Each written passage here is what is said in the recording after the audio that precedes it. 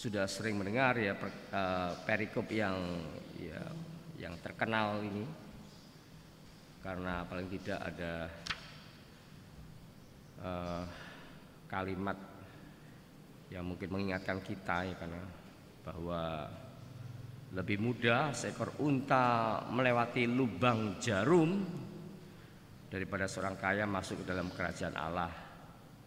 Memang ada soal kalimat yang baru saja saya bacakan tadi, ada penafsiran mengatakan maksudnya di mana di Palestina sana ya kan, itu ada gerbang yang namanya kalau dalam bahasa Indonesia itu lubang jarum ya kan. Lalu ya kita tahu unta itu kan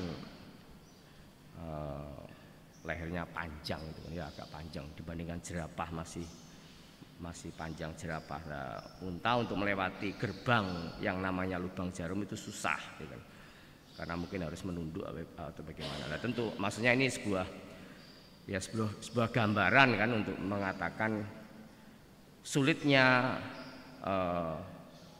seorang kaya masuk ke dalam kerajaan Allah ya kan. Ya, itu penafsiran yang terutama dua kalimat tersebut.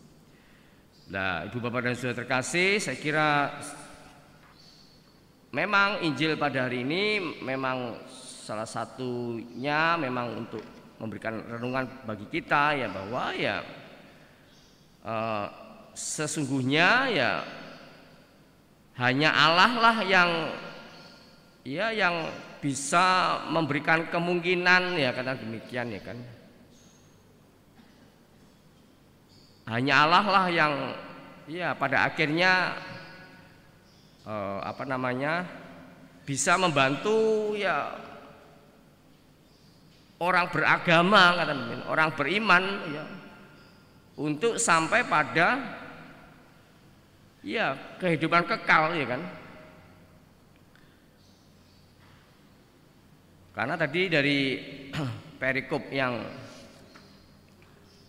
kita dengarkan tadi, di awal dikisahkan ya seorang muda kan, karena tadi pada akhirnya disebutkan seorang muda yang bertanya kepada Yesus, "Guru yang baik, apa yang harus aku lakukan untuk memperoleh hidup yang kekal?"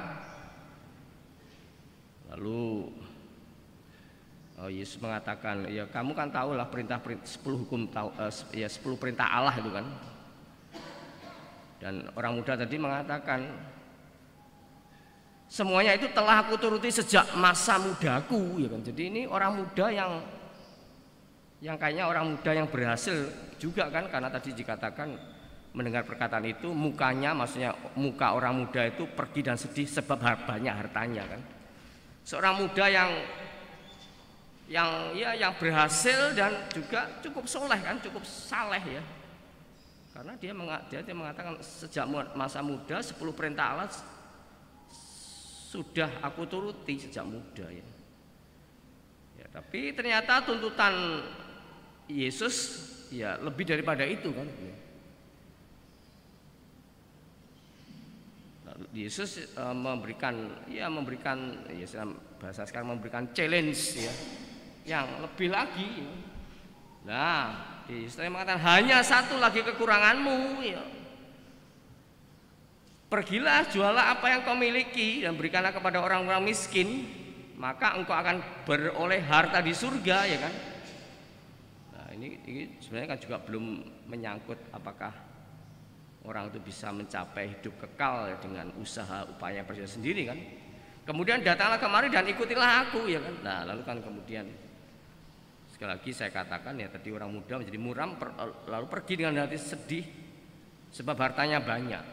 Nah, saya kira apa yang ingin dikatakan, ingin diwartakan lewat pewartaan Injil Markus pada hari Minggu biasa ke-28 ini ya secara singkat hanya ingin dikatakan bahwa Allah lah yang memang memungkinkan orang sampai pada sampai mengalami hidup yang kekal, karena demikianlah. Tadi dalam antifon pembuka tadi cukup Artinya bisa memberikan inspirasi bagi kita kan. Dalam antifon pembuka tadi dikatakan, jika engkau menghitung-hitung kesalahan ya Tuhan, siapakah dapat bertahan? Artinya ya secara hitungan, entah hitungan matematika, entah hitungan manusiawi, ya kan.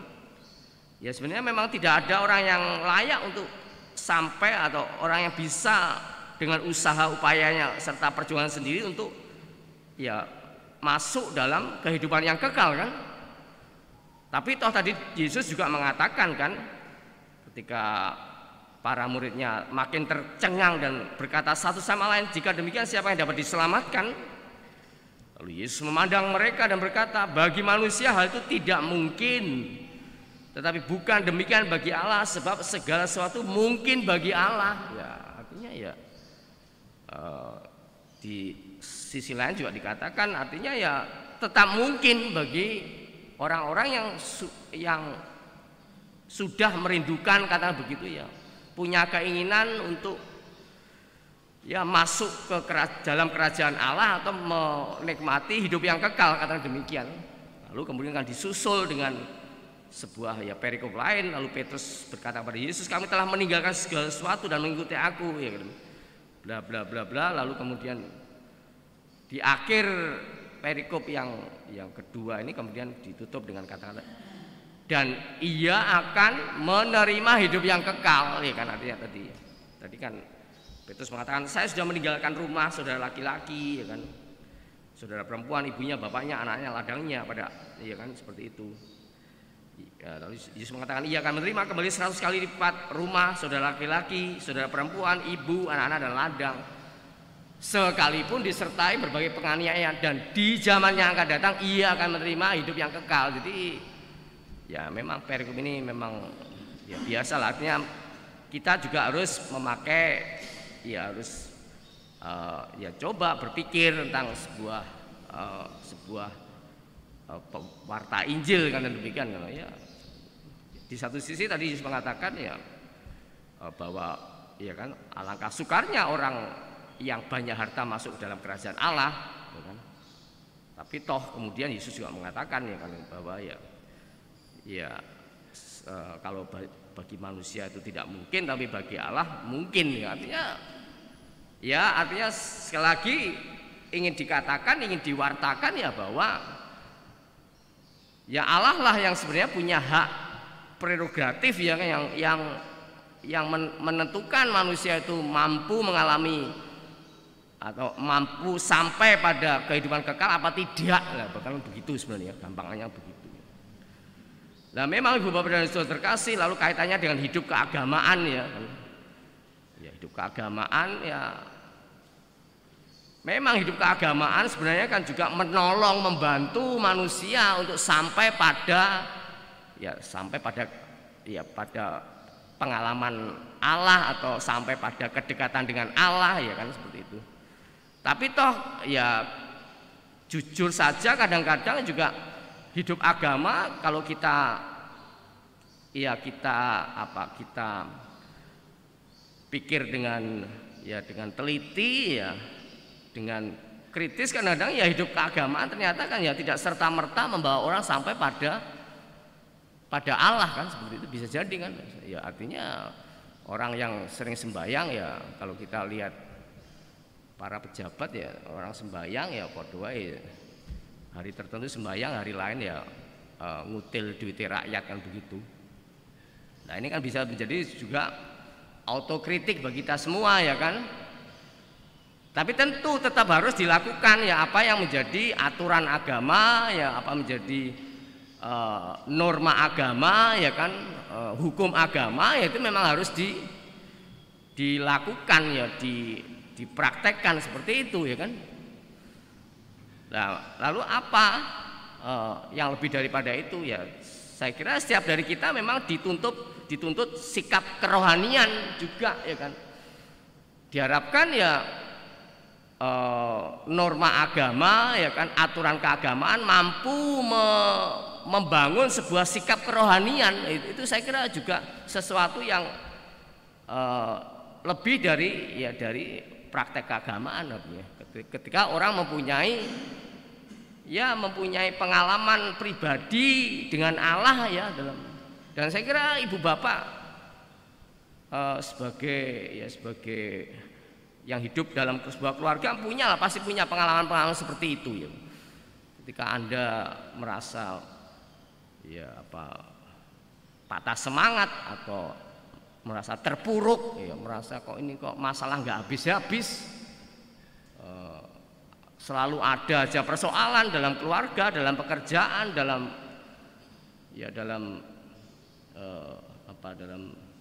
hidup bermasyarakat. Tapi ya ketika Anda ya sungguh-sungguh misalnya menambah intensitas doa Anda ya kan, dengan lebih rajin misalnya secara pribadi berdoa, entah berdoa rosario, atau juga Anda lebih rajin membuka kitab suci, membacanya ya, diawali dengan doa ya.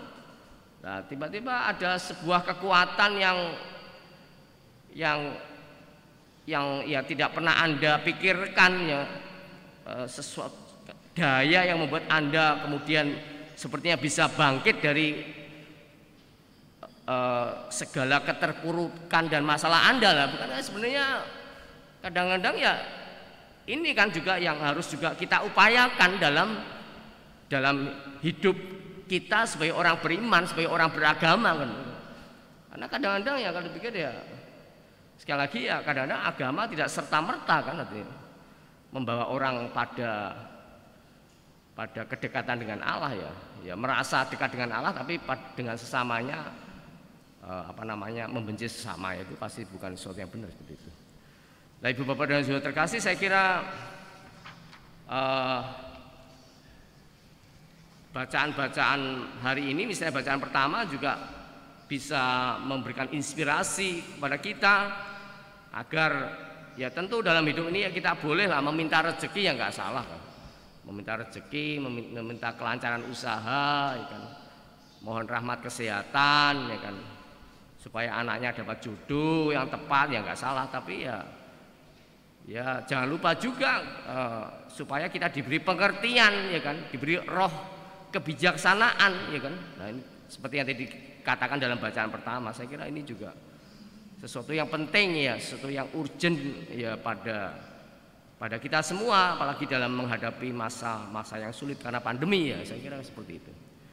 Nah, ibu bapak dan saudara terkasih, mari kita sungguh-sungguh ya percaya, kita beriman bahwa Allah adalah Allah yang ya tadi seperti yang dikatakan dalam bacaan tadi, bahwa kalau bagi kita manusia itu bisa jadi sesuatu itu tidak mungkin, tetapi bagi Allah segala sesuatu yang mungkin ya. Nah, ini bisa membesarkan hati kita, ya kan, bisa membuat kita ya memiliki harapan yang hidup, yang kuat, yang teguh dalam hidup ini, ya kan.